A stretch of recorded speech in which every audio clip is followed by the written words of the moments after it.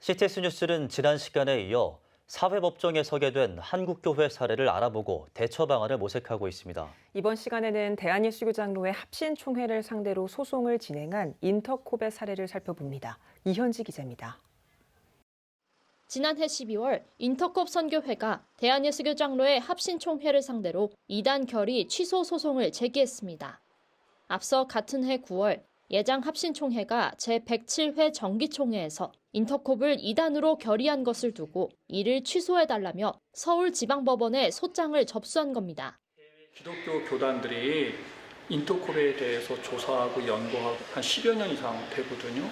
단호하게 하기보다는 좀 여유를 가지고 규정을 했어요. 그 선교단체이니까 어떻게 해서라도 회복시켜서 바람에서 그랬을 거라고 생각이 돼요. 아쉽게도 인터콥 자체가 정체성을 바꾸지 않을 뿐만 아니라 무엇보다도 신뢰 문제에서 진실하게 말하고 있지 않다라는 것을 확인을 했습니다. 신앙을 지켜야 된다라는 사명에 의해서 이번 규정을 했다라고 보면 되겠습니다.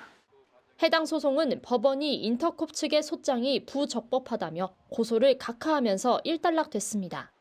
합신총회의 이단 결의가 법원이 판단했을 때 종교단체의 교리와 신앙 정체성에 근거한 주관적 판단 내지 평가에 가까웠다는 이유에서입니다. 그런 거 가져가도 법원에서 안 받아줍니다. 왜냐하면 법원에서는 그걸 판단할 능력도 없고 또 판단해서도 안 되고 실제로 많은 법원의 판결을 보면 그런 것은 다 기각해버립니다. 이번 소송전을 두고 일각에서는 우려의 목소리도 나오고 있습니다. 교단의 교리적 판단이 사회 법정 앞에 세워졌다고도 볼 수 있기 때문입니다. 성경의 계시에 근거한 올바른 신학 속에서 그의 인격과 그의 정체성이 드러나게 되는 것입니다. 인터콥 선교회가 해당 법정으로 이 문제를 끌고 온 것에 대하여 깊은 유감의 말씀을 드립니다. 교회 문제가 사회 법정에 올라가는 것 자체에 대한 성찰이 필요하다는 목소리도 다시금 커지고 있습니다. 교단 재판기관 등 문제를 해결할 시스템이 교회 안에 있음에도 불구하고 사회법의 판단에 맡기는 것이 신앙적으로 옳은가에 대한 문제 제기입니다. 교회 내에 그런 것을 결정해주는 여러 기관들이 있습니다. 교단 재판기관이라든가. 그런데 소위 가해사회법정에 가는 것은 우선 교인들의 어떤 자존심과 하나님의 영광을 가리는 일이고요. 사실은 이제 교단법하고 이 사회법하고 이제 어느 게 우선하느냐라는 문제 이런 것들이 종종 벌어지지 않습니까? 사회법에서는 그거하고 달리 판결을 해버리면 결국은 이제 사회법은 집행권을 가지고 있으니까 사회법의 규범령을 따라가는 그런 결론이 나오죠. 상황이 이렇게 되자 각 교단에서는 교회 문제가 사회법에 가면 안 된다는 교회 법 규정을 만들거나 관련 논의가 꾸준히 있습니다.